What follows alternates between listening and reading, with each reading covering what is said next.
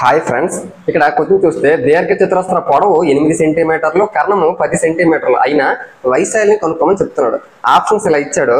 మనకి దీర్ఘ చతురస్రంకి వచ్చేసరికి రెక్టాంగిల్ ఫార్ములా, ఏరియా ఫార్ములా అంటే ఎల్ ఇంటూ బి, కానీ నీకు ఎల్ ఇచ్చాడు కానీ బి ఇవ్వలేదు. ఈ రెండు ఇంటూ చేయడానికి. అలాగే బి కనుక్కోవడానికి, వెడల్పు కనుక్కోవడానికి వాడిచ్చిన ఇన్ఫర్మేషన్ ఏంటి, కర్ణం అనేది 10 సెంటీమీటర్స్ అని అంటున్నాడు, లెంత్ ఏమో 8 సెంటీమీటర్స్ అని అంటున్నాడు. మరి దీన్ని ఉపయోగించుకుని మనం బ్రెత్ అనేది కనుక్కోగలం. ఏ విధంగా కనుక్కోగలము? ఇక్కడ నువ్వు ఇది అబ్జర్వేషన్ చేస్తే ఇక్కడ నీకు రెక్టాంగిల్ లో ఎవ్రీ యాంగిల్ 90 డిగ్రీస్ ఉంటుంది కాబట్టి ఇక్కడ 90 డిగ్రీస్. మరి ఈ ట్రయాంగిల్ లో నీకు లంబకోణ త్రిభుజం అవుతుంది కాబట్టి పైథాగరస్ అప్లై చేయొచ్చా లేదా? కాబట్టి 8 ఒకటి 10 ఒకటి ముందునేముంటది 6 ఉంటది. ఎందుకు? మనం అబ్జర్వేషన్ చేస్తే 3 4 5 ఇది మనకి పైథాగరస్ రేఖము.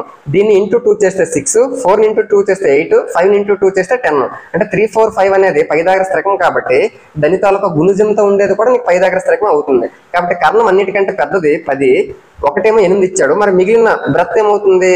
6 అవుతుంది. ఒకవేళ నీకు పైథాగరస్ రేఖం గుర్తుకు రాలేదు అనుకోండి, అప్పుడు నీకు ఇది లంబకోణ త్రిభుజం అని తెలుసు. కర్ణము స్క్వేర్ అంటే 10 స్క్వేర్ ఈజ్ ఈక్వల్ టు భుజము స్క్వేర్ 8 స్క్వేర్ ప్లస్ ఇది నీకు తెలియదు కాబట్టి బి స్క్వేర్ అని అనుకో. అప్పుడు నీకు 10 స్క్వేర్ అంటే 100, 8 స్క్వేర్ అంటే 64 అటు వెళ్తే మైనస్ అవుతుంది.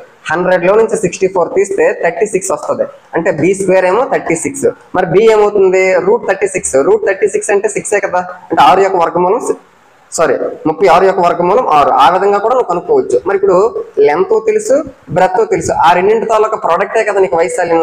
8 into 6 48 సెంటీమీటర్ స్క్వేర్ అనేది ఆ రెక్టాంగిల్ తాలూకా ఏరియాగా చెప్పొచ్చు. ఇది మనకి ఒక సబ్స్క్రైబర్ అయితే అడగడం అయితే జరిగింది. 8 into 6 48. Option 2 is the correct answer. Thank you.